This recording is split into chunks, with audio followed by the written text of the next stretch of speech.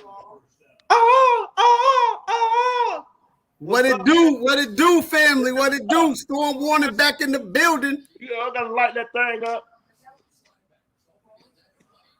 Yeah, light that thing up. Like that thing up. Yeah, man, I had to light it up because we did not light up the scoreboard this past weekend, man. Oh my God.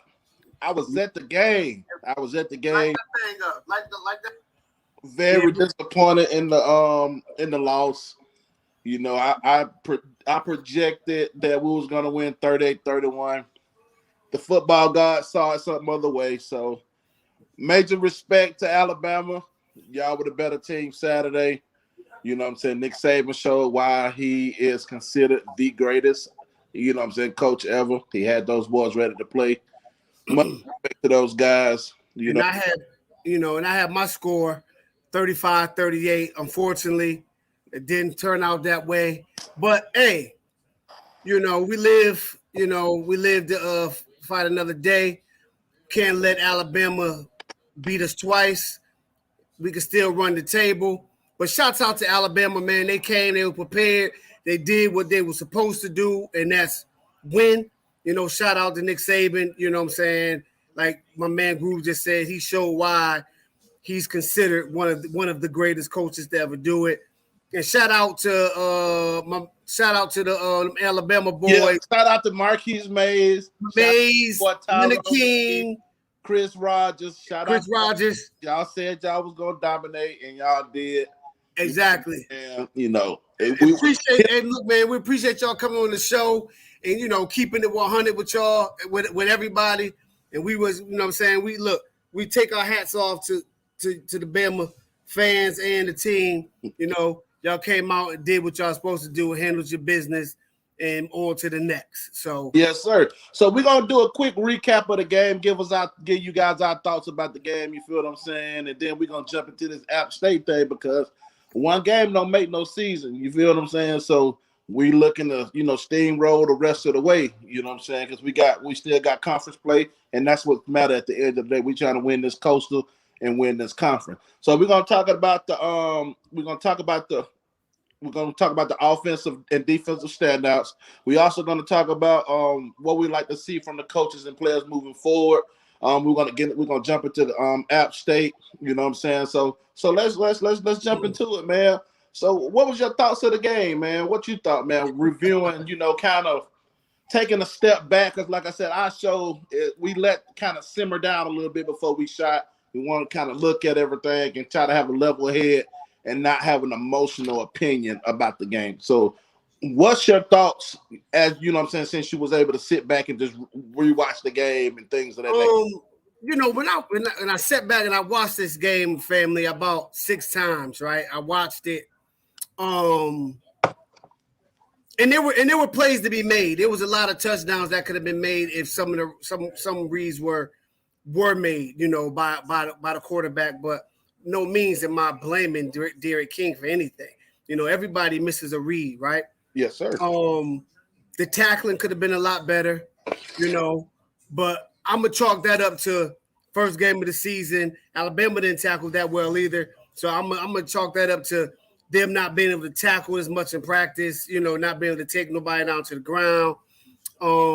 Question about that: how do you feel?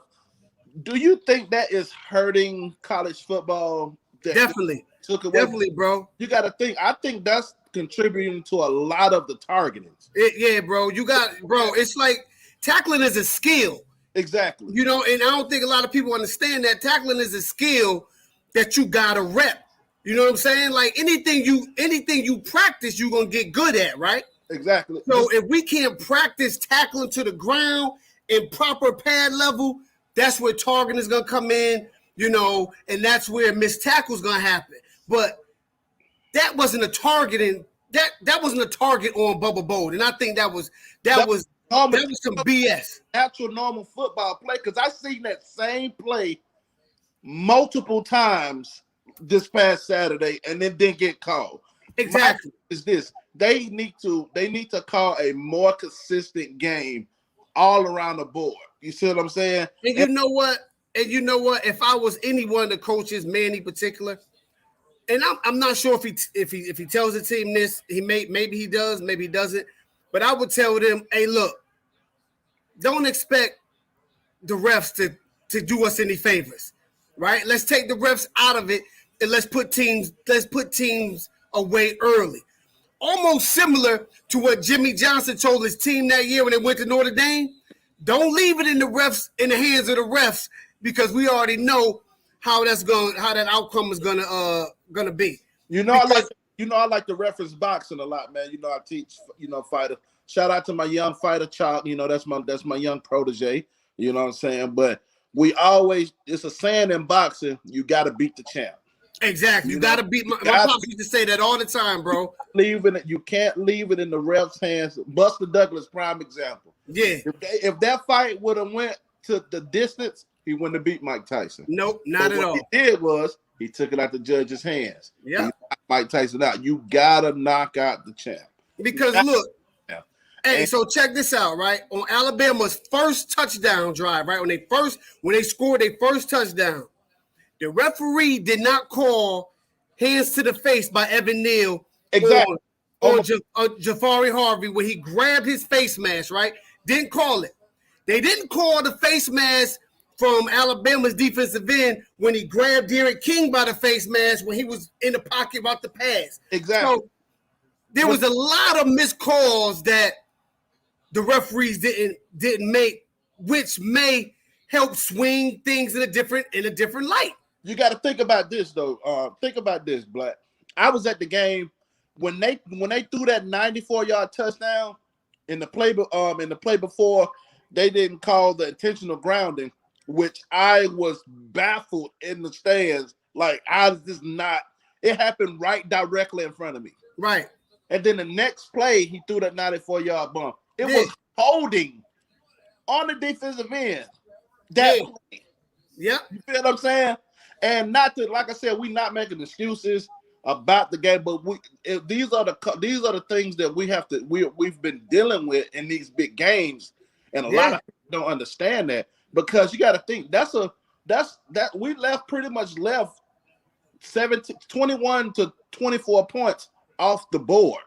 Fact. You see what I'm saying? Because that fumble that they say that we didn't recover, we get the ball back inside the 15. Yeah. Grayson Flowers, Grayson Flowers. That's a good point. That was a spear by Tutu on Mike Redden. He was spared, and he was passing, and he was being held. Like, hold on. He said we need a better. Hold on. Corey Thomas said we need a better OC. That's not true. That's not true at all. Because Rhett Lashley really schemed over some good plays. And on some of those plays, Derek King made the wrong read. Hey, look, now, if you watch our first drive, we was like this. Bang, bang, bang, bang. And then a false start happened, and we get moved back, and that halted the drive. Exactly. You know what I'm saying? You have to hold, at some point, you have to hold the players accountable for execution. The coaches are not responsible for false starts. That's all mental. You know what I'm saying? That's mental. Just like remember we was playing against Virginia, and we was getting the ball back in the kid got the personal foul. Yeah. That's not on the coach. That's nope. On you feel exactly. So at some point the players have to execute the plays that the coaches call, because me growing up, my coach used to always say, all I do is coach you. You have to make the plays. Coaches coach, players play. They do have to put you in position, but if you got a player wide open, schemed up, Mike Harley running free up the sideline on a double move, and Scaife whips the block and get the air clean sack, almost took it out for the season again. Exactly. You know what I'm saying? So that's going back to what you just said. That's not on Rhett Lashley. That's on our right tackle. You know what I'm saying? Our right tackle should have came to the sideline and said, hey, that's on me. My bad. That's on me.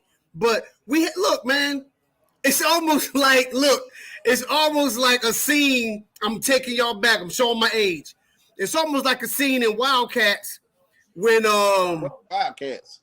You never seen the football movie Wildcats? Oh, you gotta go watch that, man. The female was the coach. Yeah. Remember that game? I remember. Well, it was in the championship game, and she came in and she said, "Yo, you had receivers open," and he was like, "Yeah, right. I couldn't see him from the bottom of the pile I was under." You know what I'm saying? So that's like Derek, like okay, Mr. D King missed a couple reads. He did miss a read on the RPO. He had I think that was Rambo open in the bottom of the bubble that he should have thrown. That was we had numbers on that. That could have been a first down to take it to the house all day long. He didn't play a perfect game, but you do have to look at the numbers that Derek King put up. That was stellar numbers. He was very efficient, and the interception that he threw wasn't really on him. No. You know what I'm saying? Because one of them, like you said earlier, on Reddit, that was a pass interference and a targeting. You see what I'm saying? Right. Exactly. So like I said, you know, he was some reads he made wrong, but sometimes the receivers were open, but he was getting sacked. You know what I'm saying? He was getting sacked because the right tackle was getting blown up sometimes. Sometimes the left tackle was getting speed raced around. It was like, yo, Brett Lashley, he called a game where cats were open, man. He did. So I'm just looking to rebuild it, you know, and fix those, make those corrections for this Saturday night, man. And so, question: pedal to the metal, baby. You know, they just got some. They just came out with the numbers this week, and a lot of people have been kind of down talking the defense. And me personally, bro, I didn't get my spiel on it. Me personally, bro, I think the team. One thing I did like, I saw fight in the team. I didn't see them quit. I didn't see them give up. You know what I'm saying? Right. And the defense, they did all they could do minus a lot of the holding. You feel what I'm saying? They got a lot of pressure on Bryce Young, but you got to give that young man props because he got out a lot of stuff. I was like, man, I just knew it was going to be a sack. And that's another thing a lot of people got to understand. He's a 5-star player, so he's gonna make plays. You see what I'm saying? Right, and you got to think the defense in week 1, quarterback pressures, right? Quarterback pressures generated in week 1. Missouri had 45, they were 1. Auburn was 43, they were 2. Miami was 3 with 35 quarterback pressures over everybody that played this past weekend. Our defense was 3 with 35 quarterback pressures. Like, yeah, we didn't get home and get the sack, but we put the pressure on, which is like you can look at it like, okay, it's a good thing because we know we can get pressure. We know Manny gonna bring pressure. Now we just got to get there and get the QB down. But you also got to think about who we was going against also. You know what I'm saying? Because if like you just said, it shows that we're getting pressure, and that's what everybody was clamoring about last year, us getting more pressure, being more aggressive. Manny dialed up some great blitzes, man. And I seen, you know, we got a sack fumble. You know what I'm saying? And those guys were really in the backfield. They have a hell of an offensive line. You know what I'm saying? So much respect to Alabama. And they got a first rounder. They got first rounders across the board on that line. But you know, I think the defense played pretty damn good in my eyes. You know what I'm saying? For them being on the field for almost 40 minutes, they showed a lot of fight. You know what I'm saying? They still was trying to make plays. You know what I'm saying? They just, you know, we just couldn't get off. We couldn't get off on third down. It didn't matter if it was third and long. We just couldn't get off the field. So, exactly. And that's partly because of who the quarterback was. Exactly. You know? He was able to extend plays. And we probably won't see another quarterback like that all year. Yeah. Unless you want to say, what's the cat name from UNC? What's his name? Sam Howell, but he's not as athletic as Bryce Young. Bryce Young, no. But who was your offensive and defensive standouts though? I liked Restrepo and Keyshawn Smith. Once again, they showed that what I've always known, that they both can get open. They didn't turtle in the shell in the big moment. You know what I'm saying? They rose to the occasion. They made plays. And I just expect them to get even better throughout the season. And on defense, man, Corey Couch didn't miss not one tackle. He didn't miss not one tackle or give up any positive yards, bro. Like Okay. that's what you want. I got 3 on offense and I got 3 on defense. On offense, I gotta say King. Right. He was very efficient. He didn't make a lot of costly mistakes. He did miss a few reads, but that's gonna happen in the game with it going so fast. Right. I gotta go Keyshawn Smith.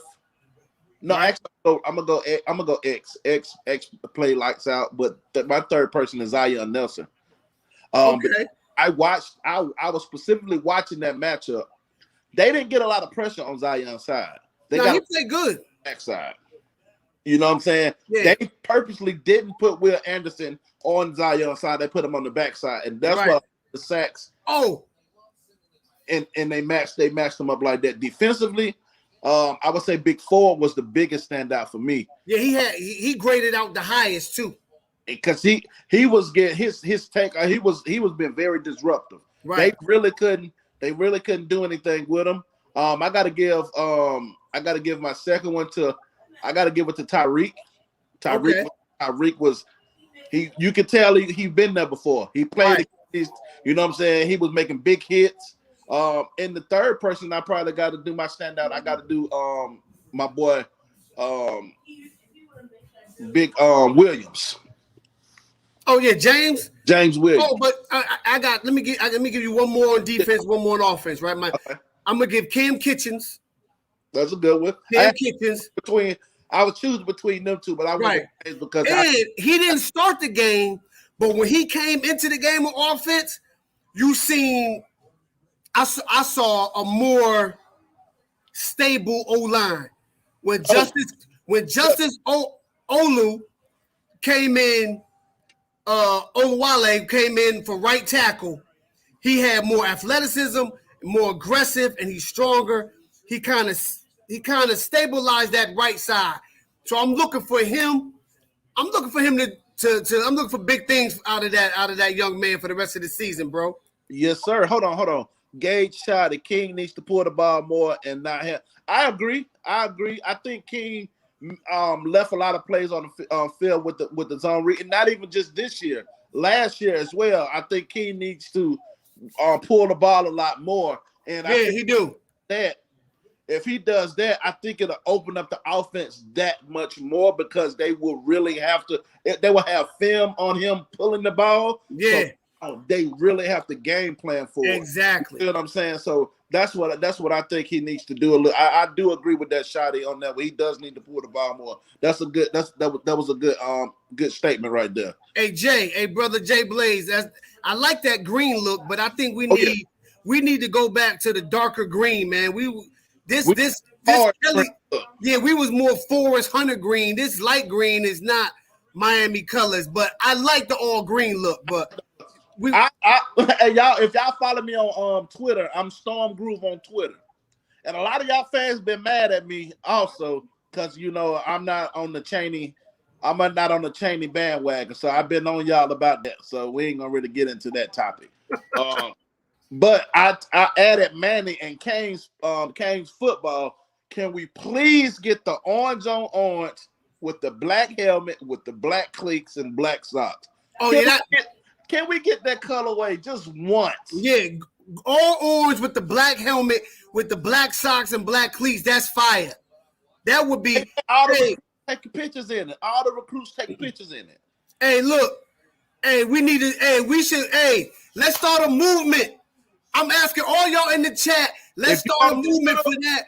All orange with the black helmets for the Michigan State game. Tweet that to Manny. Please tweet that to Manny. All orange with the black helmets, with the black cleats, with the black socks. Please tweet that. Please tweet that. Can we get it for the Michigan State game or for the Virginia Tech game at home? Yes, yeah. Or the Virginia Tech game. Can we please get something? Can we please get that?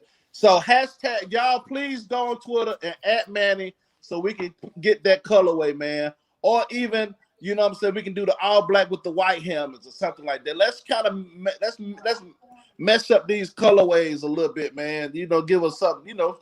It's for the fans and for the that's for the fans and for the recruits. Exactly. You know what I'm saying? So kind of moving on to the next topic, man. What would you like to see coming up, this week with apps? What would you like to see from Miami and the coaches moving forward? Efficiency on offense, on third downs. We was only 1 for 6 in the first half against Bama.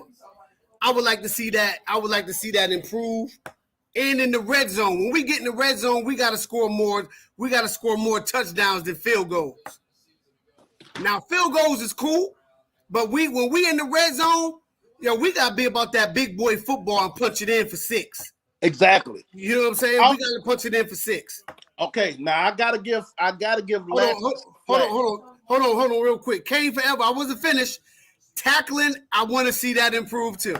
But yeah, but go ahead, Groove. I chalk the tackling up. Now, if we don't see improvement this week, then I will be saying, okay, something got to fix with the tackle. The first game, if you look through college football, period, it was a lot of missed tackles. I know Corey Raymond teaching them boys over there at LSU how to tackle, and they weren't tackling worth nothing. No, you know what I'm saying. You seen Stingler, wasn't it Stingley? Yeah, Derek Stingley. Stingley, he missed like 3 or 4 tackles, right, for long runs. You know what I'm saying? So I know it has to be this new rule with them not being able to tackle, and you know what I'm saying, or just the first game anyway. You see what I'm saying? But me personally, what I would like to see, us take more shots early in the game. Yeah, I want to see that moving forward, and also I would like to see more passes to the backs out the backfield. And I would like to see more to the tight ends too. Exactly. Yeah. I think Bama took that away from them, and I also know I don't think that. I think they really couldn't take the tight end out because they would get so much pressure. You see what I'm saying? So I think they was having to have them chip a lot.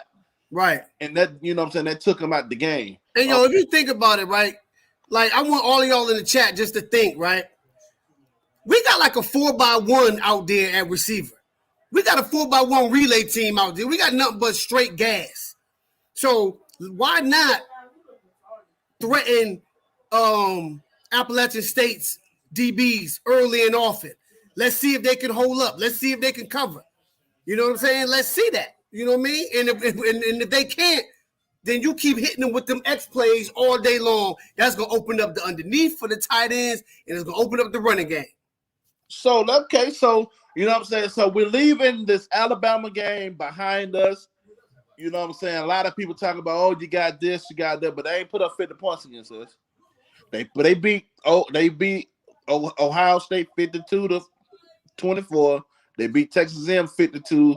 They beat, you know what I'm saying? So let's not act like they ain't been blowing everybody out. So we finna lead this game in the past.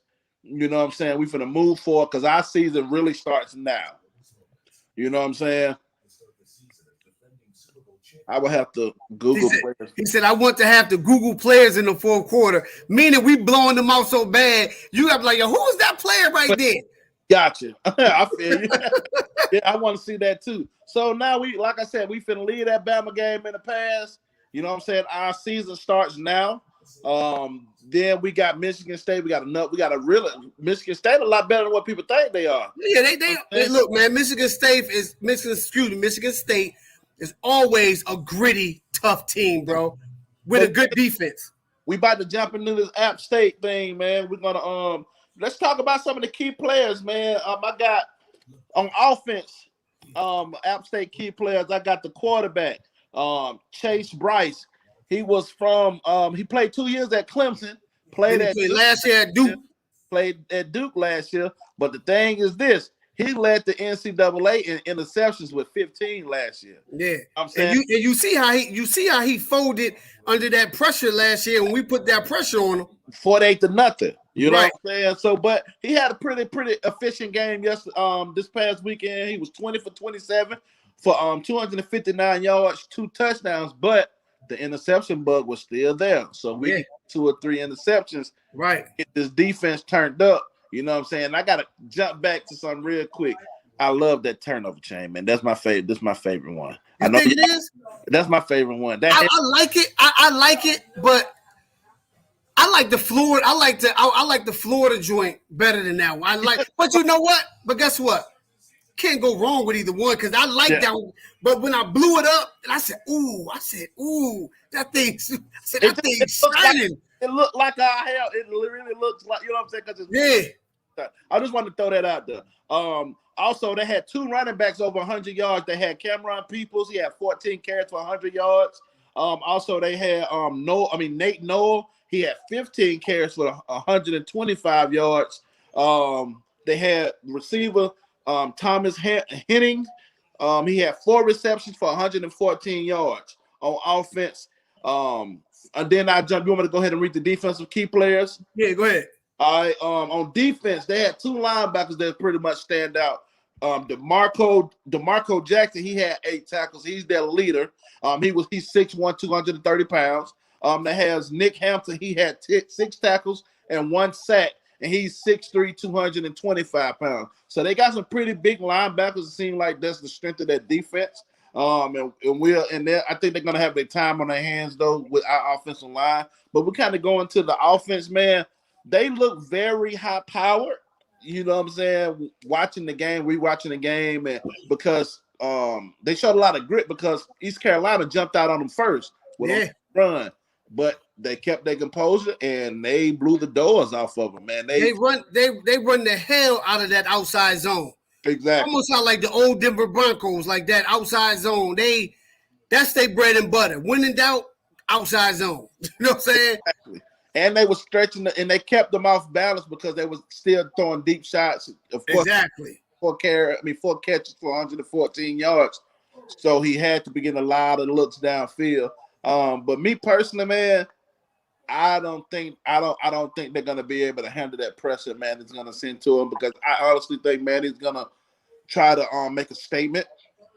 I think he's gonna try to pitch a shutout to prove to people that, you know what I'm saying, hey, we a lot better than what the last game showed.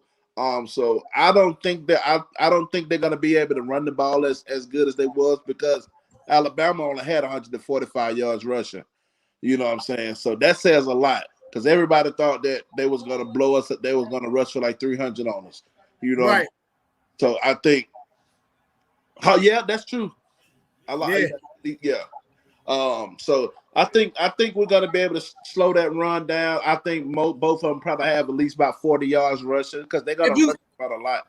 Hey, and if you think about it, right, we contained Alabama's running game. Exactly. You know, we contain Alabama's running game. So I really think the focus this week is containing their running game and making them one-dimensional. Because we know with that quarterback, we know that quarterback. We know he's prone to making mistakes in the passing game.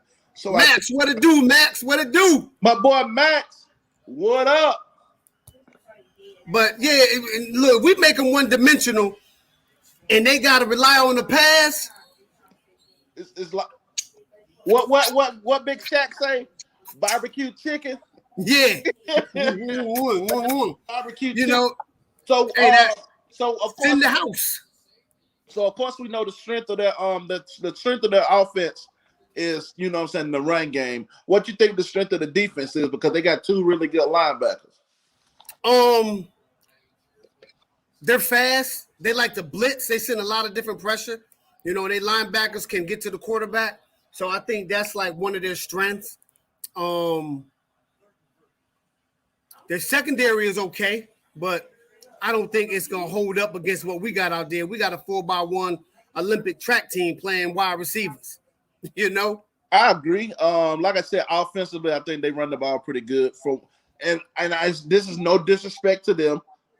I think they run the ball well for their division because they're a tier 2 below our program. You know what I'm saying? And a lot of people think we need to be worried about them. They said the same. It's at the end of the day, we're too strong on the offensive and defensive line, right? And I think we're gonna dominate them just like we did at App State. Like when they actually had us to lose that game, we was the underdog. Right, that's crazy. You know what I'm saying? And I think, you know, if you remember when last year when they played Coastal Carolina didn't really do anything exotic. They just ran their offense. You know what I'm saying? They moved them. They reestablished a new line of scrimmage and was able to get 5, 6, bust a 20, bust a 30. And Coastal Carolina don't have the bodies that we have on offense, bro. So what offensively? What do we have to do to dominate this game? We just gotta block. That's it. We run our offense. We just them big boys up front. They gotta reestablish the line of scrimmage, a yard on the other side of the field, and let Cam and Don do their thing. That's gonna open up everything on the outsides, bro. And I think I'm glad you said that, because I think both of those guys. I think both of those guys are gonna reach 100 yards this weekend. Yeah. I think Rhett is gonna really look to establish the run this week, and I'm thinking Keyshawn is gonna be the top receiver. I think Keyshawn's gonna have 100-yard receiving as well. Hey, look, I'm gonna say I think Keyshawn, and I think Harley is gonna have a close to 100. Me personally, I wouldn't play Harley if he plays. But if not, they say he's good. Yeah, but then if not, then Rambo. Then I think Rambo will have a big game too. Yeah, you see what I'm saying? What I'm saying, you know what I'm saying? I'm saying, like, not disagreeing with what you're saying. If he does play, I think Harley, you know what I'm saying? I agree with. Right. But just saying, if I was the coach, I wouldn't play him. I don't need Mike Harley for App State. You see what I'm saying? I let him heal up because we're gonna need him for Michigan State. Yeah, of course. You see what I'm saying? So, yeah. Hey, Mike, I know you're anxious to play, bro. Chill. You had a scare. You had a big scare. You know what I'm saying? You know what I'm saying? You had some nerve issues or whatnot. You know what I'm saying? Let's just relax. We'll pick up next week against Michigan State. We really need you. So I would start X. You know what I'm saying? Keyshawn and Rambo. And I just do it like that. And then I would rotate maybe. I would, because Michael Reddick comes in, then I would try to get one of them younger guys in. Exactly. So yeah, or Pope. I don't know what's going on. I haven't seen Pope on the thing, so I don't know. But that's poking the holes in this. They playing seniority stuff because Wiggins only had 8 plays and Pope didn't touch the field. Yeah. So favoritism. They trying to win. So on offense, they like, look, man, that receiver, we're gonna play who we feel comfortable with. Whether you're an older guy or a younger guy, what you've been doing on the practice field, you're gonna be rewarded on the game field. So what you think defensively we got to do? I start this one off. Defensively, I feel we just need to continue to get pressure like we're doing, and of course tackling, just making it. You know what I'm saying? I just want to see improvement with tackling. Right. This is going to be the telltale sign if it's really tackling issues. I think Manning's going to blitz early and often. I think going to put a lot of pressure on him, try to get some quick turnovers early in the game to try to kill the momentum, because they're going to be riding the high, winning the game, you know what I'm saying, with that by that many points that they did this weekend, thinking they're really going to be able to hang with Miami. So I think Manning's going to come out and try to crush that spirit early and just kind of assert his dominance and say, hey, no, this is a different ball game. This is a different league. You know what I'm saying?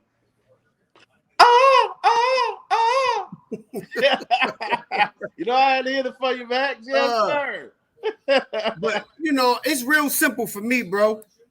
Control the line of scrimmage, like my brother Jay Blaze just said in the comments. Control the line of scrimmage on defense, and everything else is gonna take care of itself on the back end, because the front four getting pressure, the back end should be able to make plays. Oh, and I want to see the linebacker play better. Yeah. I want to see they actually going back, you know what I'm saying? We had the Zoom call this past, Right. Corey Flagg played okay. He played okay. I was getting at, because I was very critical of Flagg, and I apologize. It was emotional. What I said was very emotional at the time. Right. I went back and looked at the game. The kid played pretty good, him and Keontre. Yeah. You know did. So, I apologize for that, Flag. You know what I'm saying? I take back what I said. I didn't dog. I don't dog players. So I just think I didn't think he had a good game. So look, when I went back and watched it, I said, I know I saw this. I'm like, yeah, Corey played pretty good, man. I said, yeah, I said he played pretty good. And I'm like, Keontre, I said he was my guy coming into the season. I always If everybody go back and watch the shows, I always talk about Keontre balling out. And, you know, with some plays he missed, some plays he made, but that comes with the territory, right? Like some of the greatest linebackers that ever played the game missed plays. So, you know, I think they played pretty well. You know what I'm saying? If I was to grade them, I'd give them a C+. Hold on, I ain't going nowhere. I had to do something real quick. All right, that's fine. But, you know, if I had to grade them as a unit, I would give them a C+. You know, hopefully this week we can move it up to a solid B. But, yeah, man, I mean, you know, and I can't post nothing in the chat, huh? It won't let me post nothing. It won't? Yeah. I was going to try to see if we could send the link to the StreamYard link, try to get a couple of guests on who would want to come on and kind of get their opinion, kind of talk to them, you know what I'm saying, about either the Alabama game, because it's the last time we're going to talk about Alabama. This is definitely the last time we're gonna speak on Alabama. Yeah, or we can talk about the app game. So if you can, try to see if you can post that link in the chat. All right. Because it won't let me post nothing. So this the last time we gonna rap about Bama. I would love to kind of hear you guys, you know, get some of you guys on and kind of chat with you guys and see how y'all feel about the game, and we can kind of, you know what I'm saying, go from there. You feel me? But yeah, man. But like I said, we can't overlook App State, man. We can't overlook them. I just like at the end of the day, I just think they're out of that league. What you got in the prediction? Yeah, man. I'm predicting like 45-7. I was like, yo, like 42, 52-7 or something like that. 50, you know what I'm saying? 49. I was thinking something along those lines, man. I just think it would be too much for her. I think we're gonna get a lot of turnovers. You know what I'm saying? I think we're gonna get 3 turnovers. I think that turnover chain is gonna make it's gonna come out a lot. But I just hope the fan base turn out in Coral Gables, because I definitely would be, you know what I'm saying? I definitely would you know what I'm saying, be there if I stayed close to the, you know what I'm saying, to the stadium and all that. I will be. Yeah, we need the fans to come out. It's a night game. Ain't nothing like the Rock at night, getting raucous, rowdy, and you know, it energizes the players, man. It energizes the players. So, question: what did you feel about? How did you? You know, I know we said we don't want to talk about Alabama no more, but how did you feel about McLeod's performance? Because a lot of people not talk about how good he did. He played pretty good, yo. He played pretty good. But that kind of shows you what kind of coach Jeff Simpson is. You know what I'm saying? Hold on, we got Taz Haitian. He up in here. What's up, Taz Haitian? What's up, baby? Good, brother? All right, family. All right. How you doing? I'm doing good, family. Yeah. Hey, so you talk to us. What's about the Bama game? Bama game, and what you think about the game coming up, man? My issue about the Bama game: if you finna rep the game, rep it fair for both teams. I know we lost, but there's some calls you cost us. Like what Manny said, that's on you, ref. That's on you. That was a safety. That was a safety. Exactly. I agree. Wholesome, what's up, family? What's up, Wholesome? What's up? Wholesome, you got to jump in, man. Jump in. Now you absolutely right, Taz. You absolutely right, man. If you gonna call it fair. Okay, one more time, family. Offense and defense. Who's the standout? Oh, Restrepo. That's a dog right there. Oh yeah. That kid, man, showed a lot of grit, man. He was killing them boys, man. He had one drop, but I think King threw him the ball a little late. Yeah, he did. But that kid showed a lot of grit, man. I love that kid, man. He's gonna be a baller for us. I think by his senior year, he's gonna be the leader. He's gonna be the Mike Harley of the team his senior year, because I see him as one of the kids that stayed 4 years, kind of like Braxton Berrios. So I'm really excited for that kid future, man. Defensively, man, who you think? Who was just stand out for defense? Got Northwestern. He came from Northwestern. God, I can't remember. Cam Kitchens. Yeah. Cam was balling. He came in, man, yeah, and didn't look out of place at all, man. I was very impressed with that kid. Cam was balling. The moment wasn't too big for him. Cam came in there with that attitude like, yo, I played at the West. I'm used to this. You know what I'm saying? Be like, I played at the West. I'm used to this. And wait till some of these other younger players like Romello Brinson and them and Jacoby George get in, man. It's like, yeah, man, we got something good this week. I think we hopefully we run the score up like we should. We'll be able to see those kids and get a lot of reps, man. What's your thoughts on this week? This game coming up. What would you like to see? I want us to win by at least by 3 touchdowns. I got you. So you'll be okay with a 3 touchdown victory. Yeah. Okay. And Holston, I agree with all what you're saying, Holston. We agree with all of that. Oh yeah, me too. Yep. We named all those cats right there. They definitely stood out, man. So what would you like to see the team improve on from last week? Taz? As in, like, if we down, we trailing. I don't want nobody sitting down, like Holston said, head down. Now get up. All the teams that get up, hey, it ain't over. Get back here. We gotta handle our business. Like, show pride. Just don't sit back down like, oh man, here we go again. This goof I lay. Yes, sir. I agree, man. Keep you know what I'm saying, showing fight and cheering on your brothers that's on the field that's playing. I definitely agree, man. What's up, brother Blaze? Jay Blaze, man. What's going on, Big Groove? My man, What's going on? What's happening? What it is, what it do. What it do, brother Jay Blaze? What's going on? So, man, what was your thoughts of the Bama game? Hey, man, look, man, we played piss poor. All that time we had, the spring practice, the summer. We could have did a little way better than that, man. But I like the way we came towards the end. We went from one aspect of playing to stronger, if you would say, towards the end when we put the 2 young pups in. But I'm going to tell you, man, it's a lot of things we got to clean up. One is protection. You know what I'm saying? We got to protect the quarterback a little better, man. You know, we had DJ Scaife and a couple of players that we had out there on the edges. You know, we got to control the edges, man, because them DNs be coming around. And we got to be able to protect De'Aaron King. Another thing I got to say on offense is De'Aaron King, I'm not sure if his consistency, if you look from when he first came to UM to now, is he making the right read towards, what is he looking at? Either he going to hand the ball off to the running back or keep it, because it was a lot of times he could have kept the ball and it would have been wide open for him for the spotlight to run downfield, at least get a first down. So I'm trying to figure out what is he looking at. You know what I'm saying? Is he practicing on the basics of that read option? Yeah, I definitely agree with that. I don't know if it was definitely. I don't know if they if Lashley was teaching, because sometimes they're taught to read the tackle. Sometimes they taught to read the end or backer. I don't know what coverage. You know what I'm saying? I don't know if the linebacker showed and it kind of confused him or what. But I do agree that it was some of those plays. I was like, man, why he just didn't pull the ball? He would have ran, man. It would have been spectacular. You know what I'm saying?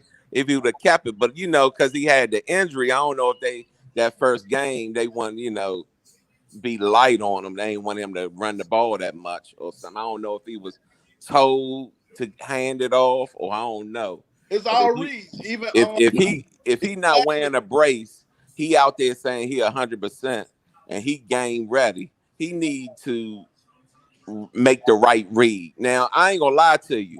Again, I'm gonna stress it. This problem making the right read has been there since he got to UM. I agree. A lot of fans, certain fans know when they looking, is he making that right read? And that's an emphasis on that, because that got to go all the way back to basics. Now, he a great quarterback. I love him, but that's one part of his game he got to improve on. The other part of his game is making those throws, being accurate on those throws. A lot of people say he can't throw the ball because he's short or whatever they say he is. But he's very accurate. He's very efficient with the ball, so I can't say he can't throw. But I do think if he pulls the ball a lot more, it'll make our offense that more deadly, like I said earlier, because they will have to respect they will have to game plan for him running the ball now. It will open up. It will open up the running game for the backs, actually. Right. You But know? another thing is him getting the ball out of his hand, because a lot of times, 2.5 seconds, he can get the ball downfield. We need to go vertically downfield. We got the speed. We got the receivers. I know the year before they was talking about throwing the 50-50 ball and the receivers not going up and getting it. But I think this year we got the talent to do so. We got the speed, and we should put that to the test. So who was your standout? More. Hold on for one second. So who was your standouts, Jay? Hold on. Let's read this question from Wholesome one real quick. Go ahead, Groove. Can I ask y'all why is it that the young guys, the first or second year guys, ball, but the old dudes still playing like they in quicksand? With that, man, I just think they may just be, better players. You know what I'm saying? But they may be the better players, but they gotta learn, like Keyshawn said, they gotta learn the playbook. You have to learn that play. You coaching Wholesome. You know what I'm saying? You're a coach. You understand that. You feel what I'm saying? I think they may be better athletes, but can you trust them out there on a consistent basis? You see what I'm saying? To make the right play. Right. Because when I watched Cam, like I said, I think Cam did really good, but he had a busted coverage where he was supposed to take the wheel guy, but we got to the quarterback. You see what I'm saying? Those little subtle things like that could have led to a touchdown. Now I want to point out something, y'all, I got one more thing to say. Yes, sir. And then I'll let y'all roll. I want to point out this, and this Manny Diaz, and I hope everybody listening to me, is that when you got DBs making first contact with a running back, a lot of times that's a problem. You should have a defensive lineman putting pressure and a linebacker coming and cleaning it up. When you got DBs coming down into the box and making tackles first, that's a problem. And when you got defensive ends dropping back into zones and you only rushing 3, that's a problem. Especially against a team like Alabama. You got 3 rushers but eight defensive backs. That don't sound right. So something telling me that we need to reevaluate what we're doing.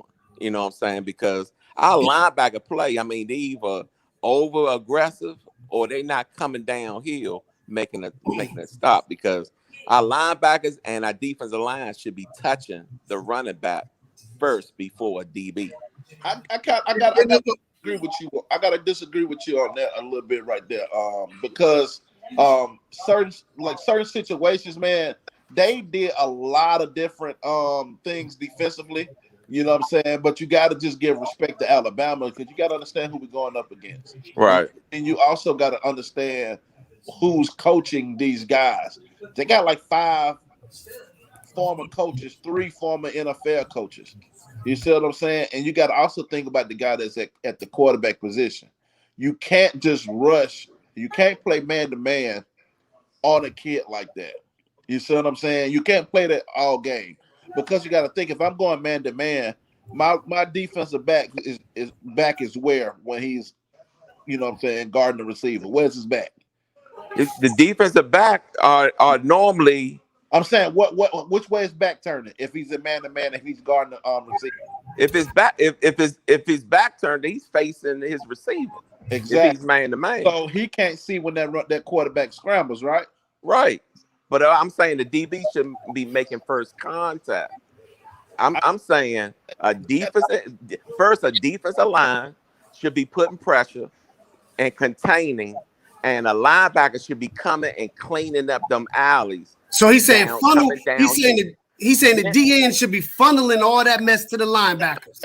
Exactly. That sounds good, but you got a 6'8", 370 pound offensive tackle weighing down on you, and you got these 350 pound guards pulling. Look, man, it's all about fighting the block off and making the play, and it's all about controlling and containing. I mean, Jay, are you not just speaking? You're not just speaking about just this one game. Are you speaking to I'm just speaking overall. I'm talking about in its overall totality. and general knowledge of football. I'm talking about football. Got you. Football. I I mean, come on. Again, we cannot be praising when we looking at DBs making the first contact with a running back. We can't be doing that because it should be a defensive lineman or a linebacker. Are you talking making the cornerbacks or you contact. talking safeties? Huh? What'd you say? Are you talking cornerbacks or you talking safeties? I'm talking. Well, when you talking DBs, you talking both. You talking corners or safeties. But They should be secondary. But they should be secondary. Linebackers and defensive linemen should be the meat of that box.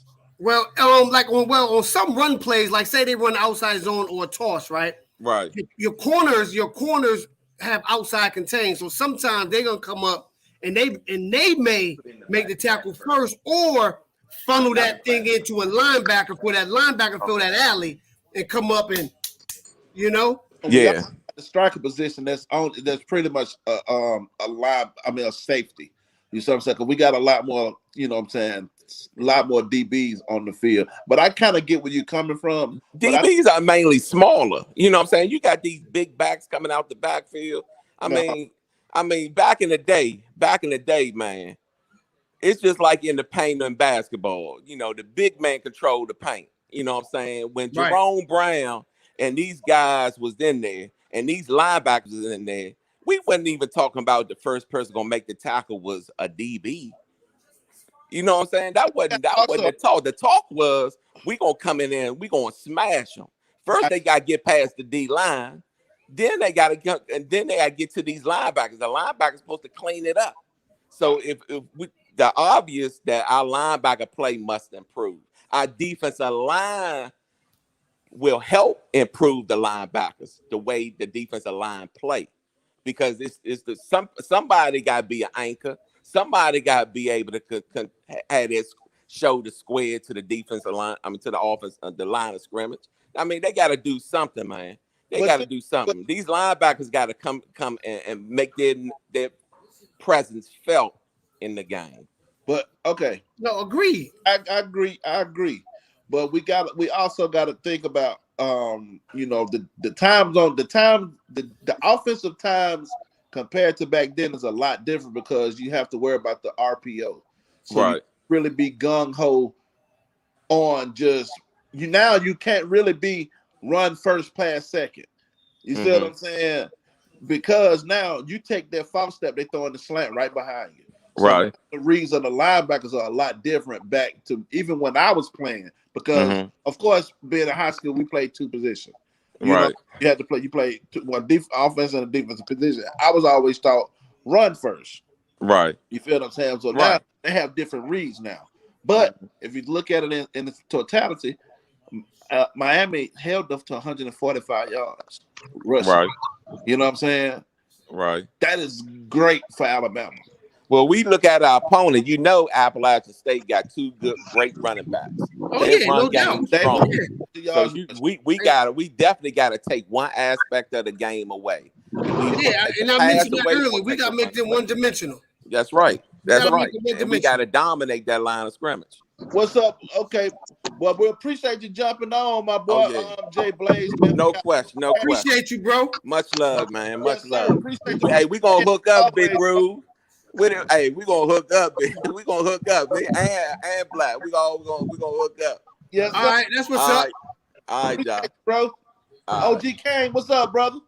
Man, I'm good, man. I'm just happy to join y'all show. You know, it's about my second time looking at y'all. Great show. I appreciate y'all having me on. Yes, sir, man. You know, we all about we like, hey, man, just like we're at the barbershop, man. Tell us about, what you think of the Bama game, man, and who are your standouts? Well, my standouts would probably be some of the young bulls that, we've been ranting and raving about.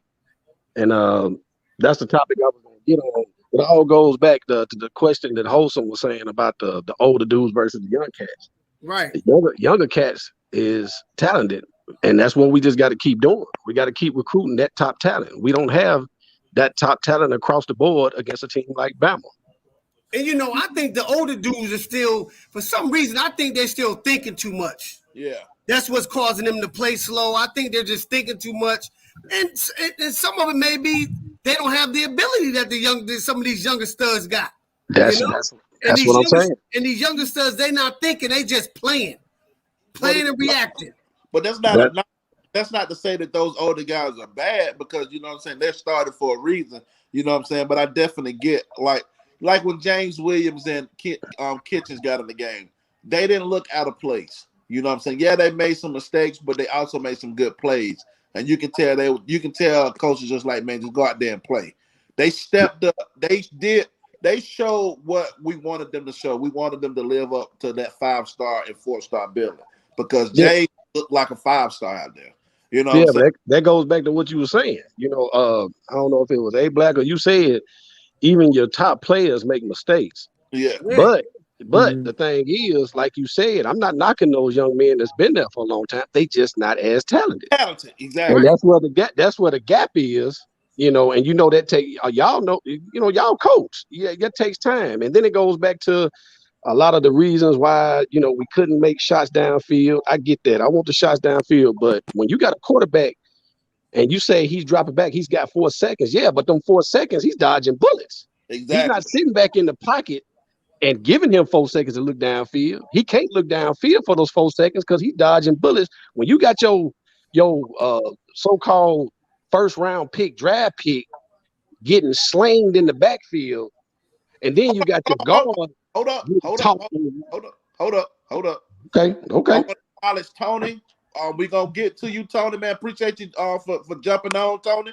I'm gonna ask. I'm gonna ask the OG Kane question real quick. Zion did not give up a sack. Yeah, but he was getting blown up. A lot of plays got blown up. Go back. I want you to go back. I did go back. I watched the game twice. So you say when I first watched the game, I watched the game as a fan, and like y'all, I was pissed. But when I went back and watched the game twice, I paid attention straight to the line. I didn't look at King. I didn't look at the skill players. I watched the trenches. Just focus on the trenches. How many times he got beat? He got beat by 3 or 4 times. By 3 or 4 times that I saw that the camera was showing, and it wasn't just him. Yeah. That's all I'm saying. Pick what you call ass too. Wasn't that Big Neil? Big Neil got beat a few times too, but he was holding like a doggone. He got beat a couple times. He used hands to the face and everything. I saw all that. But just Brother Jay just said in the chat, play the best players. Yeah. Play the best players. I agree with that. And I do agree with that. They're playing these guys, man, because like I said, Wiggins and Pope didn't produce like they should have last year. Now they ain't seeing the field. So we can't say that they showing favoritism. They just playing the older guys. Yeah, because you saw Gary Justice snatch Scaife out. Exactly. Quick. Yeah. He snatched him out quick. But Tony, what's up, Tony? Who was your standouts for the Bama game? And we're gonna get right back to you. Honestly, you know what? I gave up watching the game after the second quarter. We were getting blown out by the end of the second quarter. I didn't have patience to watch that blowout. Honestly, I'm so sorry. You can't cut the game off, man. You gotta watch it through, man. Yeah, you gotta watch it through, Tony. They show some fight though, man. They show some good stuff though for us to kind of be happy. No, but I have a question for all 3 of you older Hurricanes fans. Yes, sir. Experienced Hurricanes fans. I'm a young guy, so yes, can you sir. explain to me, in terms of recruiting, it seems like we struggle. When I look at a guy like Leonard Taylor, he's not a pure run stuffing nose tackle. That it seems like we tend to struggle recruiting that type of a pure nose tackle. We always get the 3 technique or 5 technique tackle, defensive tackle, but we struggle with that pure nose tackle in our defense. Why recruiting that position? Why is that? I think it's a style thing. Because Manny, they like their defensive linemen to be athletic, so they take those taller, those more leaner guys like if Harrison Hunt, and you have some beef up there like with Big Miller, but even with Big Ford, he's not just a big sloppy guy. He's an athletically built defensive tackle. So you're not going to see that's a detriment to our run defense, though. Always recruiting because our defense is based off speed. You know what I'm saying? Our run defense is based off speed. Even just think about the year with Big Willis. And we never had like a big nose guard. We never had a big. The time we had that was with Al Golden. Wouldn't you consider what's his name? Jerome Brown on nose tackle? No, he was a 3 technique, and he wasn't that big. He wasn't that big like that. He was shaped like Russell Maryland. Russell Maryland. Nope. He was a 3 technique. He wasn't that big. He was quick. He was quick. Penetrator. I'm gonna pull up. And same with Warren Sapp. Like, them 3 techniques that was strong, that can play the run, but that can shoot their gap and get upfield to the quarterback. Penetration. All right, you know what? The biggest guy we had, hey, thanks for that, Fetch, was a Vince Wolford type of player. But Vince can move. You know what I'm saying? Vince can also move, but he can also hunker down and anchor that, that D line. You know what I'm saying? So that's the type of guy you're probably thinking of, and it would be nice if we it would be nice if we had another big Vince. We got Miller. He reshaped his body, but Miller was probably the biggest we didn't have to come in. You know what I'm saying? Like a 350 guy that they had to slim down.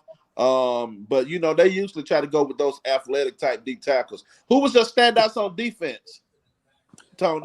Honestly, and then OG Kane, we're gonna ask you a question too about the game coming up. We're gonna ask both of you guys, okay? Yeah. My standout, I honestly like the fact that they honestly playing those young guys like Kitchens and what I watched, I started watching it again in the third and fourth quarter. And I noticed when they play a guy like Williams and Kitchens, those kids didn't care about if they were going to make mistakes. They were just reacting on instinct. It was more on instinct than technique. That's what I liked about it. They knew they were going to make mistakes because they're freshmen, but they weren't overthinking it like the experienced guys like Bubba and stuff like that. Do you guys agree?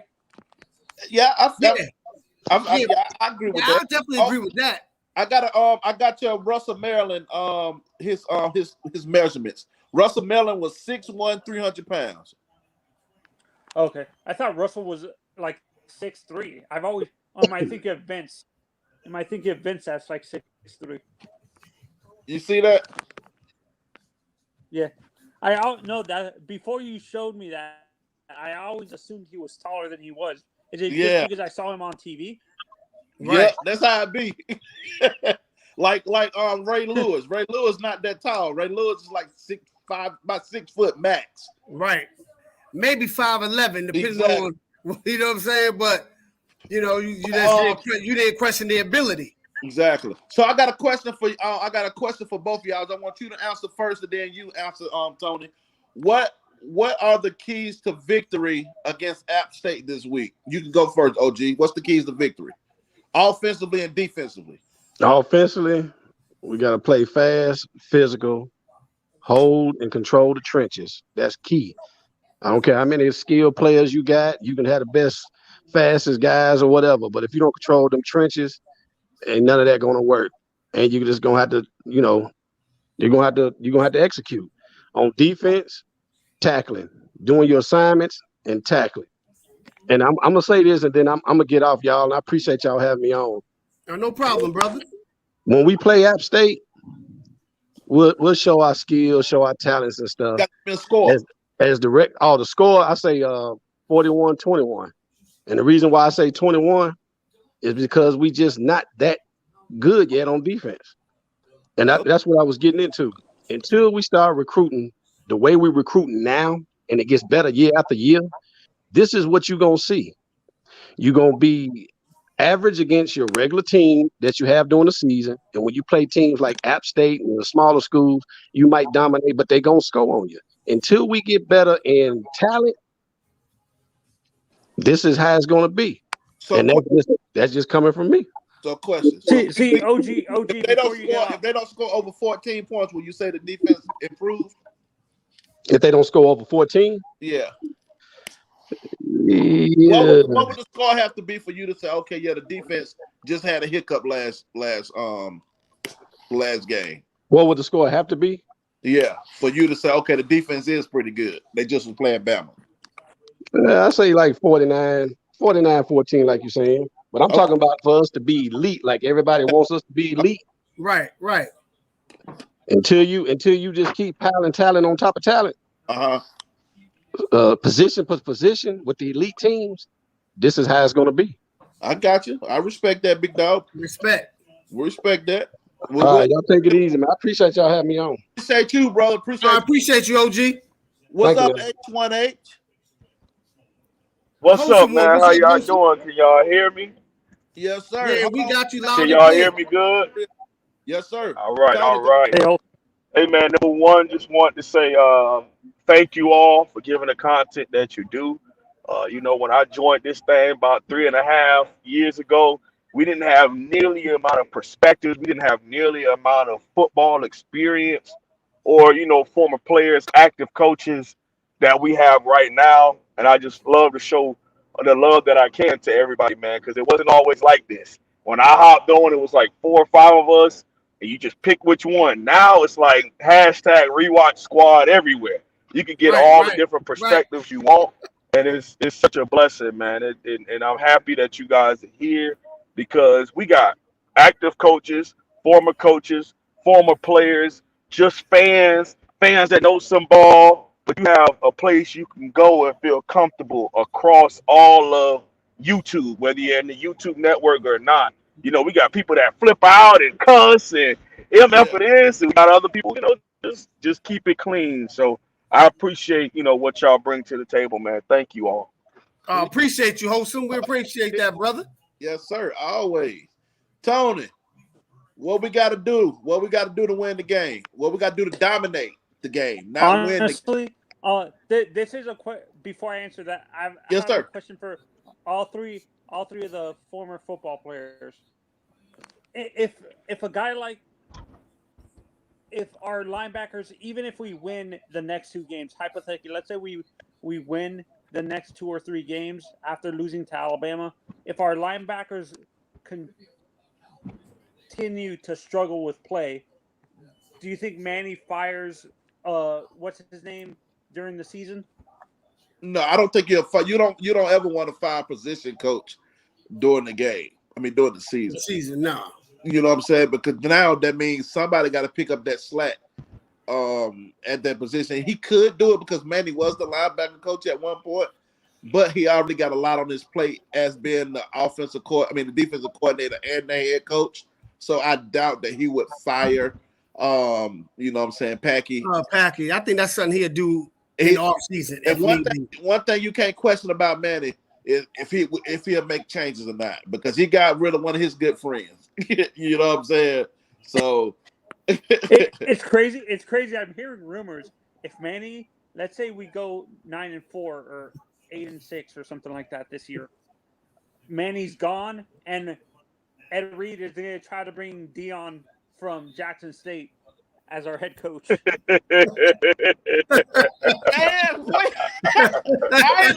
not laughing at you. I'm not laughing at you, Tony. But I'm not laughing. Look, we've heard it. We've heard a lot of things, but this is new.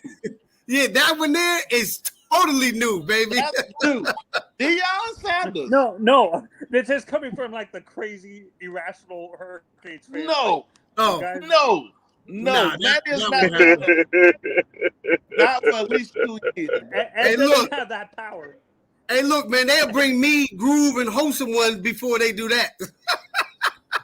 Yeah, I mean, I'll put it to you like this, Anthony. I'll put it to you like this, yeah. Coach Diaz ain't going nowhere. No time soon. And I'm gonna just keep it a buck with you, okay? I'm a big Mario guy. Y'all know that. Anyone who listens to me know. But you know the thing with Mario, in my opinion, is he's had his opportunity to go through the ringer at FIU, He And went and rebounded his career at Bama. Like he's had those opportunities to mess up, and now he out west doing pretty solid. They had a rough first game. My thing with Coach Diaz that always makes me excited about the future, and I would love to see him here for 7 to 8 years, is anybody who's willing to look within himself first for changes, and then also look to the exterior. Am I doing something wrong? Am I in the way to stop this person from being good? And is this person just not qualified to be at Miami? Because let's remember, when he took this job, he didn't have a web that he can throw out and I can grab this Houston defensive line coach, he nice. I remember when I coached his father, so I can go grab him. He didn't have a big web to build a staff. And over the last couple of years, he's been building a staff slowly but surely. So I actually believe in Coach Diaz. I wasn't always that way, but anybody, you got to update that resume. And every year, he's willing to do that. So I don't think that Coach Diaz is going to get fired because at the end of the day, let's call a spade a damn spade. Where else we going to go? Who else we going to hire? Who else is going to be willing to deal with all of that stuff? I'm And glad then we're going to be what? Back at square one. And then now we like, hey, can we be good in 2027 because we got to get this new coach time to bring in all of his guys and time to build a quality staff. In my opinion, let's not go through cutting off the head of the snake. Let's keep giving him more money and more opportunity to build the assistants around him. Okay, I want to pick it back off what you said, host, and you brought up a pretty good question, Tony. I'm glad you brought it up because you got to think about this. You got guys like Rhett Lashley he got off that believed in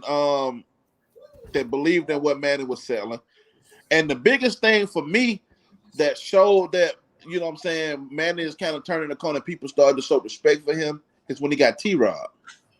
You know what I'm saying? People underestimate T-Rod. You know what I'm saying? Like people underestimate when coach see this is where if you from South Florida, you understand why I go. When you speak them people language, they'll give you whatever you need. I'm gonna leave it at that. I'm gonna just leave it like that. Spend it however people want to spend it. I said what I said. When you speak their language, they'll give you what you want.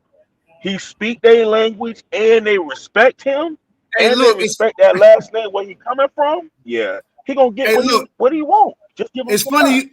Hey, Jose, it's funny you say that because I was just saying that pretty much something like that to one of my boys yesterday. I was like, I said like Malcolm used to say, you got to speak a person's language. When you speak a person's language, you know what I mean? So yeah. Well, yeah, but I don't see. You can't. Go ahead, family. I'm sorry. You can't continue to recycle coaches and just rebuild, restart over. You set your program back 3 or 4 years every time you do that, unless you just strike gold. Thank you. With an but you see what I'm saying, fam? Now you got. It ain't just Holton saying that. It ain't just Coop saying that. It ain't just insert name here. We got about 40 channels and almost everybody on the same understanding. We can't keep doing it. What's the definition of insanity, y'all? Doing the same thing over and over and expecting a different result, baby. Yeah. It's just that simple. And a lot of people got to understand that I'm nowhere am I comparing Diaz to what's my man name at Clemson? Sweeney. Bro, they was calling for his head at Clemson. Come on now. Yo, when they came, I was at that game. When West V put up 70 on them, man, okay. People forget that. You see how winning make people forget about when you was getting your ass whooped? You know what I'm saying? Like people forget. Yeah. Hey, West Virginia put up 70 on the bowl game. Coach. Orgeron lost to Troy, coach. Lost to Troy. The next year. Come on now. Coach Saban lost to who? You always roll. Exactly. It happens. You have to give. This is. Florida lost to who? Georgia Southern. Shout out to the HBCU. Georgia Southern. Yeah. Florida did lose to Georgia Southern. You know what I'm saying? Look, man, it happens in college football, yo. Look, Michigan lost to App State when they was FCS. Come on, speak to me. You know what I'm saying? So, shoot, yeah, it happens. Iowa lost to who? North Dakota State. Okay, it happens. You know, it happens. I'm not saying North Dakota State just beat Colorado State. Like that's like so. Yeah, man. Look, you got the thing with this. They stuck by Dabo, man. Dabo been at Clemson just as long as Nick Saban has been at Alabama. People not understanding that. Yes, sir. But people wouldn't know that. People wouldn't know that. And that's what happens. When I was in college playing football, Dabo Swinney was at Clemson. Excuse me. You know what I'm saying? Like, bro, people forget that we played Dabo twice. We played Dabo when we had Rick Randy. Yep. We done went through 3 coaches and Dabo's still there, coach. He's still there. Remember that. We beat Dabo. We beat Clemson. We beat Dabo in Clemson. We beat him in overtime. Randy used to have his number. I ain't gonna lie. Exactly. Randy used to that overtime game we lost at Miami in 2010. But we went up there in 2011. And right now that was 2005. I'm talking about 2011 with it must have been 08 or something. We played them at the crib and we lost. And we played them again in like 2010 in Death Valley. Afternoon game, and Ray Armstrong caught the game still interception. You know, but in my opinion, I'll say this, you know, to play advocate to the other side. I'll say this. It can go wrong to hold on to somebody too long. Let's look at Michigan. Facts. You know, we look at Michigan, but here's the difference. Their coach isn't willing to change. Their coach isn't willing to fire a lot of people. Coach Diaz look at it like, I either get to feed my family or you stop me from feeding my family. So it's either my behind or yours. And as long as I'm head coach, it's going to be yours. Have a great day. Here's a ticket to Utah State. And that's the thing. He wants to be at Miami. You can tell he loves to be at Miami. And he's going to do whatever it takes to stay at Miami. If it costs for, you know what I'm saying, firing the whole staff and trying to bring in other guys, he's going to do that. People saying that, he ain't gonna fire this person. Well, got rid of his ass quick. Boom. We'll holler at you. He ain't gonna get rid of this person. Got rid of him. He ain't get rid. You know what I'm saying?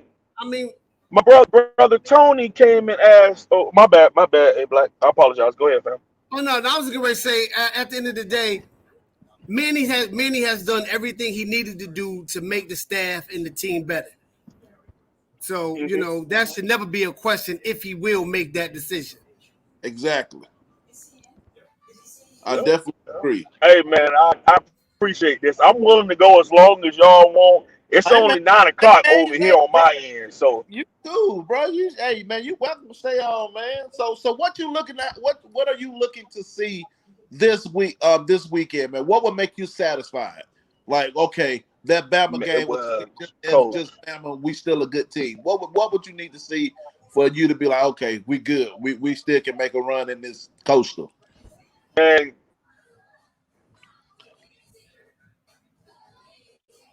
hello? You breaking up, Wholesome? 2 former players and 2 coaches. So when I say coach, I'm talking to both of you. Can you hear me? Yeah, I can hear you. Yeah. Can you hear me good?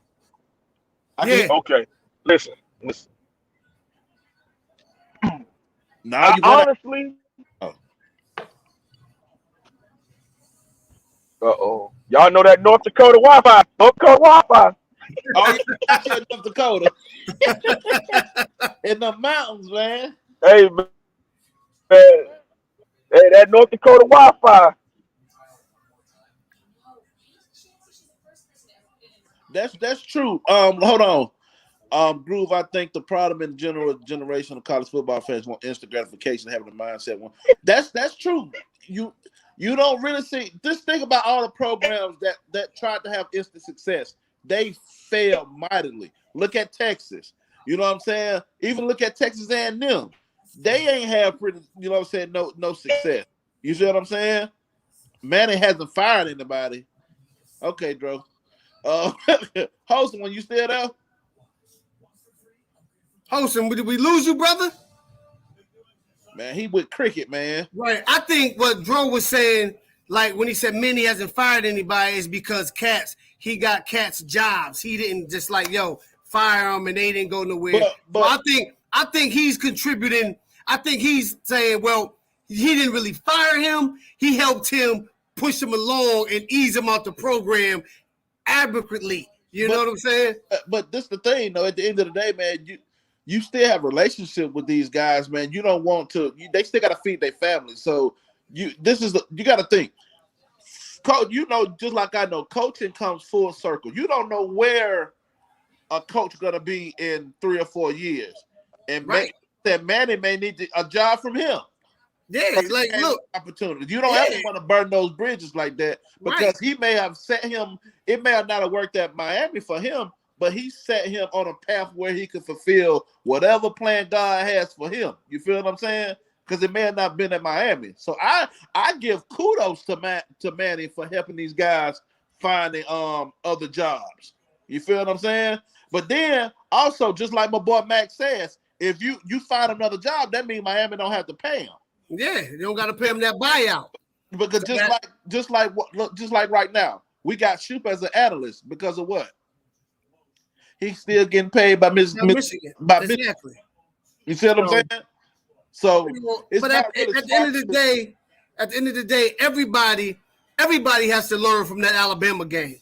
And I'm not gonna say nothing else about the Bama game. Everybody has to learn from the Bama game and grow. Players, coaches, everybody. You got to and move on.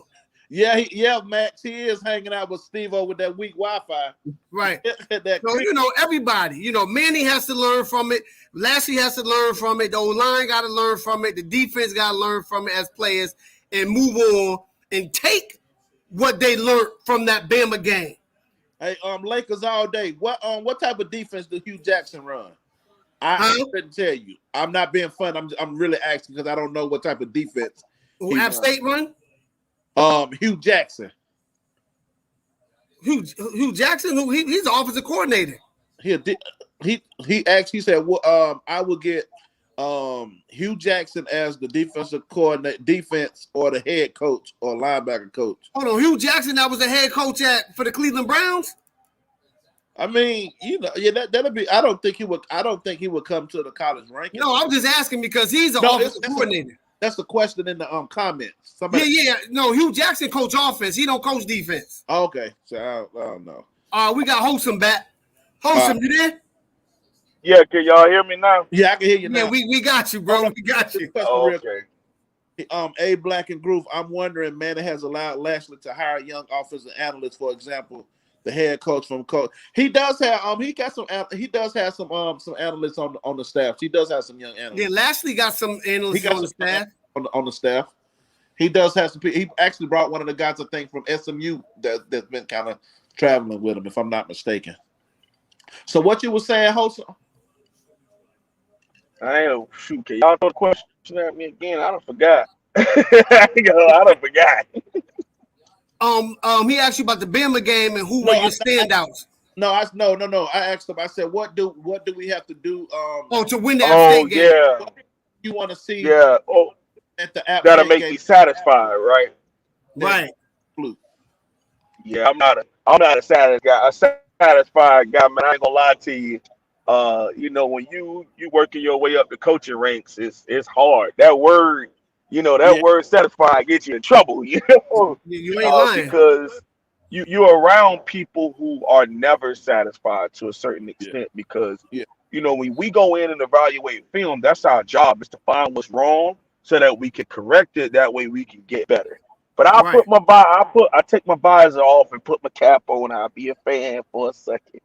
I won't say satisfied. I said make you happy. What will make you happy? Okay, sure. You saw in that game when you break down the film, whether you y'all did your own breakdown. You watched my Steve-O, Roman Marcianto, whoever.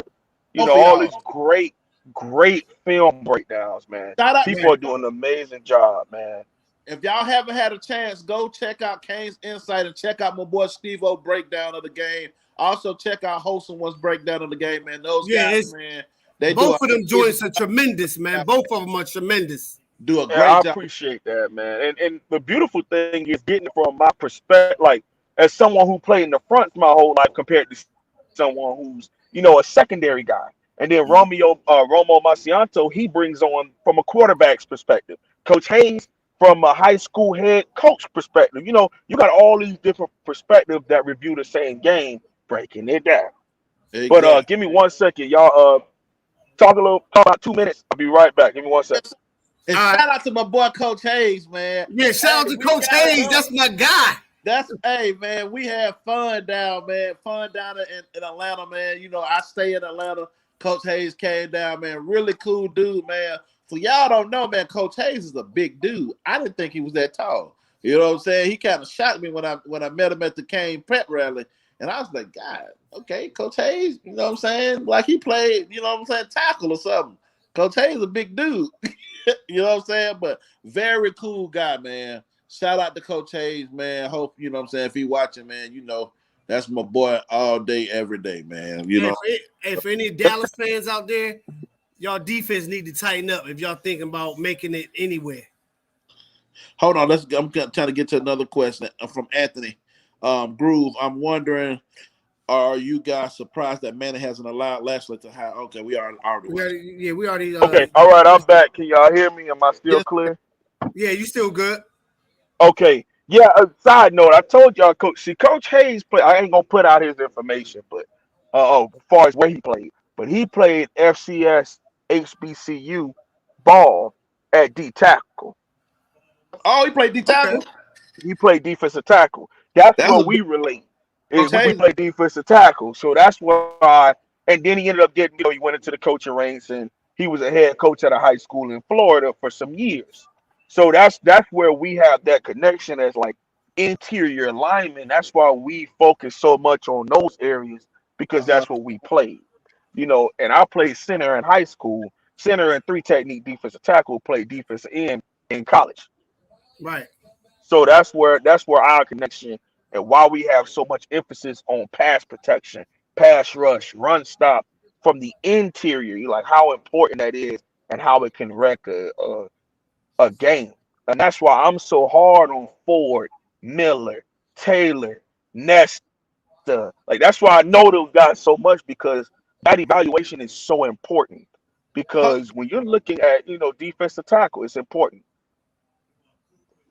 That's true. Go ahead.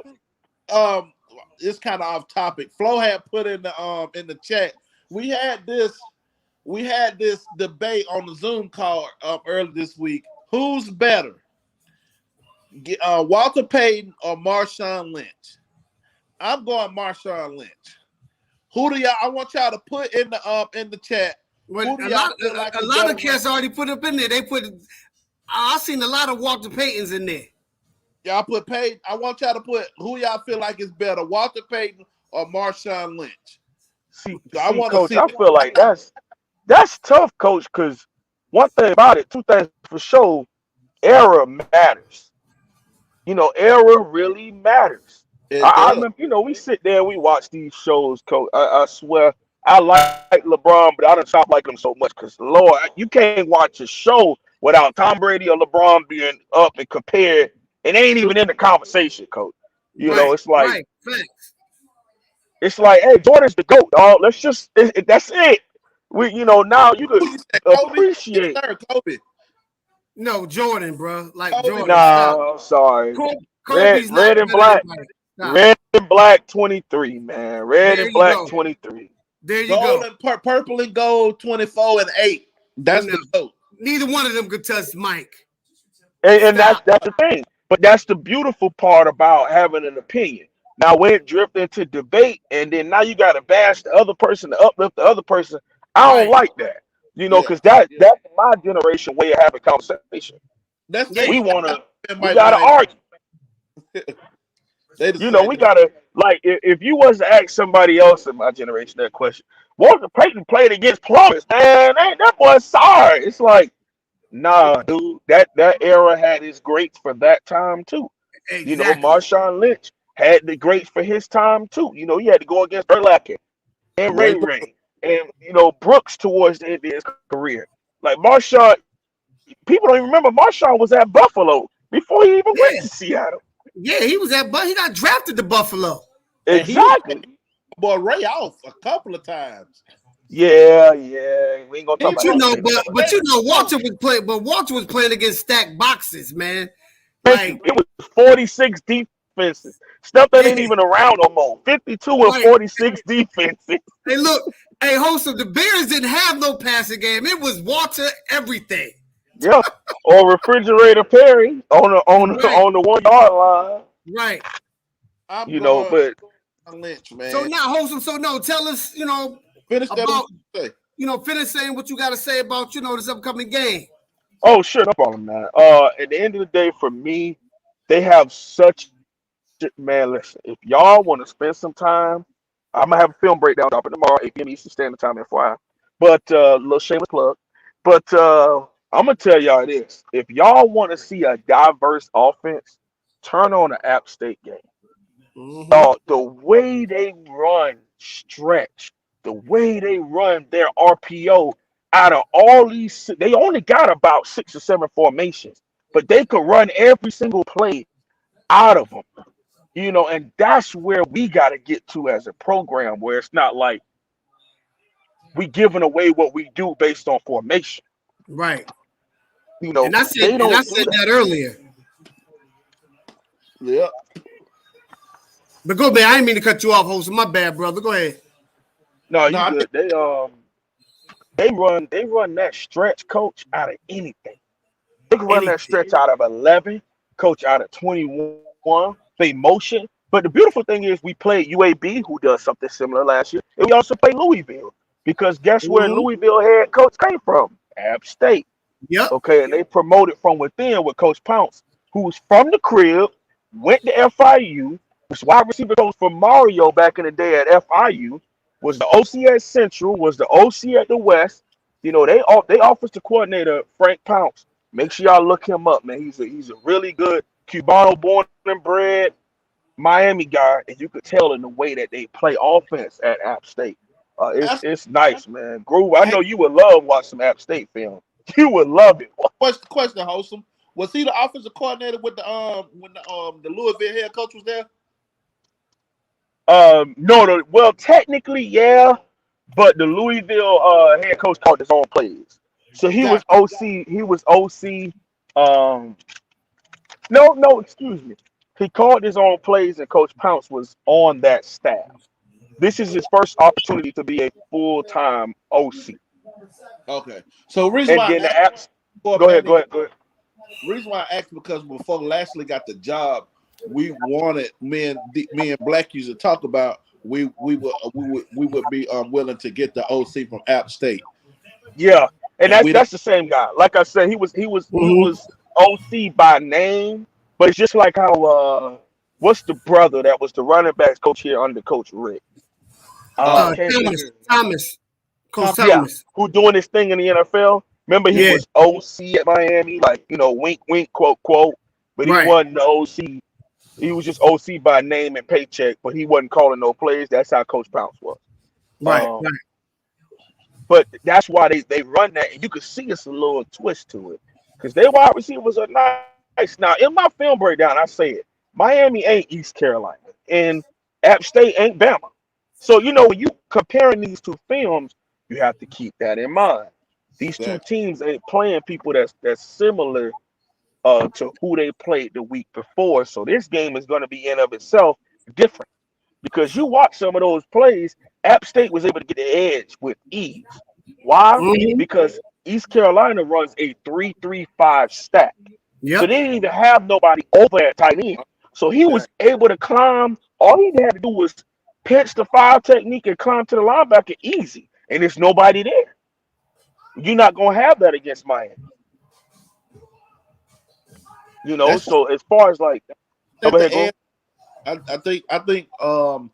honestly think the D tackles are gonna get too much penetration for them. You know what I'm saying? To even for that stretch to even work.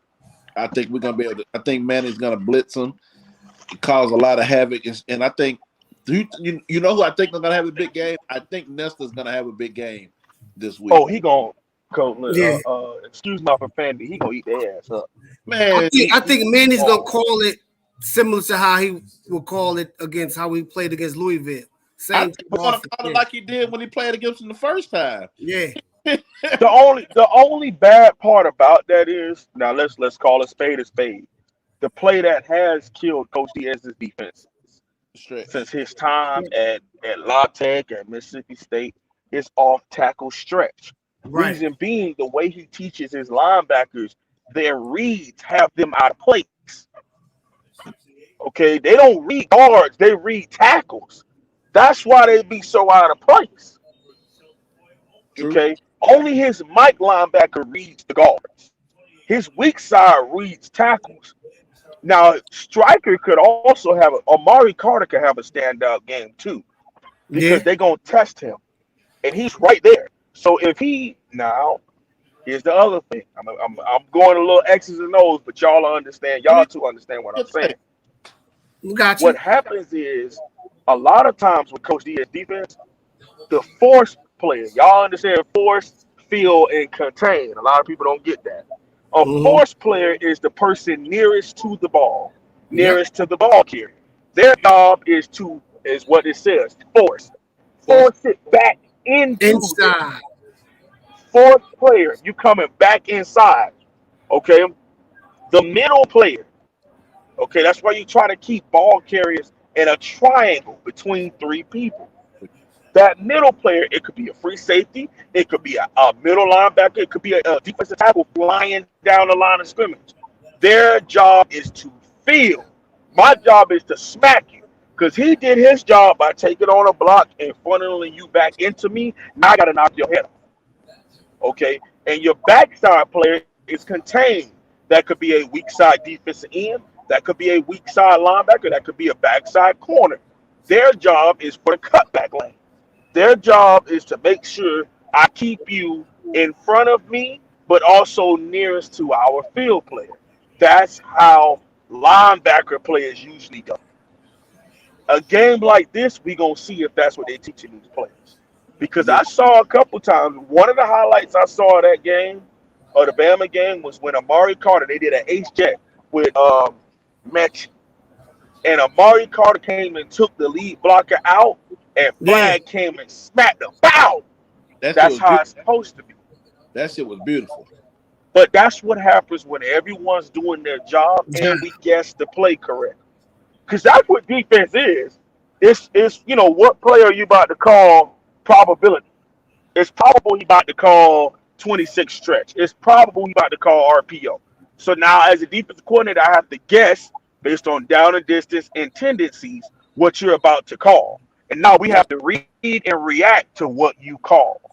Exactly. And it takes a certain mind to be able to be aggressive, but also be anticipatory as to what you're about to come up with.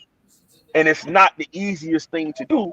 And that's why I'm happy Coach Diaz is starting to surround himself with people who really have done this before so that they can help build better game plans. Exactly. Right. I see you with your TI temperatory. I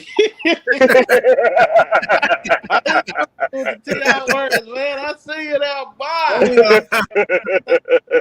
But nah, man, that's all that is spot on, wholesome, all of that. Real shit, man. But shit, man, we're 138 minutes in, man. We finna get ready to call it a night. Man, I've been up since 4 o'clock. My boy Black been up since about 4 or 5 himself, man. Man, we appreciate everybody that jumped on. Of course, Wholesome one, man. We've been trying to get you on the show for a minute, man. I'm happy. We've been trying to get you on forever, Wholesome. Yeah, I'm so happy. I was able to be off early, so I was able to hop on and I was listening to you. We had the Cowgirls game on, but I was listening to you in my headphones, and I was like, man, hey, let me hop. Then I saw y'all was opening it up. I say, man, let me hurry up and clean this bar. Let me get on out there, man. Y'all doing y'all thing, man. Appreciate y'all for allowing me on. Hey, man, look, man, anytime, bro, anytime. You got to give us Much a score. love. What's the score? What's the score this week? What's your score? What's your score, Wholesome? You can't leave Storm Warning without a prediction. All right. I give you 41-17 Miami. Okay. Okay. All right. Right. Everybody, we all in the 40s. We all in the 40s. 40s. Oh yeah, I mean, if you turn on that film and see if we execute, we right toe to toe with them. If the game's called fair, and if we pass protect a little better, and we hit, man, you saw a team that wasn't scared. They Exactly. just it got so bad. But if you just watch that second half, you'll be like, oh, I mean, it ain't not that bad. Yeah, Bama just hopped out early. That's it. Bama just hopped out early. And that's been a problem under Coach Diaz for a while. I ain't gonna start a whole nother debate. I just want to say that if he can find a way to trust De'Aaron King in this offense instead of his defense coming out, when you win that kick, let King in this offense go out and eat first. That's what you do. Right. Trust that side of the ball, and they will return you with wins. All right. In 2021, you got to be an offensive team. The last 3 national championships have been won by offensive teams. Understand it and accept it. Let's ride the wave and let's get these 5-star offensive linemen, 5-star backs and receivers to this and let's change the game again, man. God bless. Thank y'all for having me on. Appreciate you, Wholesome. All right, Wholesome. Appreciate you, brother. Yes, sir. Appreciate you. Man, this has been a great show. We're an hour and 41 minutes in, man.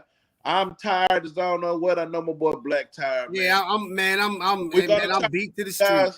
We're gonna try to give you guys another show Saturday after the game. Hopefully, we're able to do that. So just kind of keep watch, set your reminders, keep your like, comment, and subscribe. Also, tell Kane to check us out, man. Follow me on Twitter at Storm Groove. My Instagram is right here, StormWarning Groove. My boy A Black, his Instagram is right there. A Black. Exactly. So hit me on Instagram, and you know what I'm saying, StormWarning.ABlack. I'm on Twitter at ABlack2. Come through, hit us up. Donate to the Cash App so we can upgrade the page. Make that thing look professional. Yes, sir, man. And like I said, man, we're gonna try to jump back on Saturday. To give y'all a quick reaction show. Yes, sir, man. But like I said, we appreciate everybody that joined the show, everybody that tuned in, man. We love you guys, man, and we'll see you guys either Saturday or next week. You feel what I'm saying? So, at the end of the day, it's all about that you, baby, and we about to get up out of here. Peace. I'll let you. All right. Another successful Storm Warning shows in the books. But like we said, this Saturday we're gonna try to jump on and give y'all a quick recap show from the game. If not, we'll definitely be back, same bat channel, same time on Thursday at 9:30 of next week. But we're gonna try to make that Saturday show happen for you. Hope all is well. Everybody enjoy the rest of the evening. Enjoy your Friday. Get ready for this home opener against App State as we put it down and get this first victory of the season. Peace.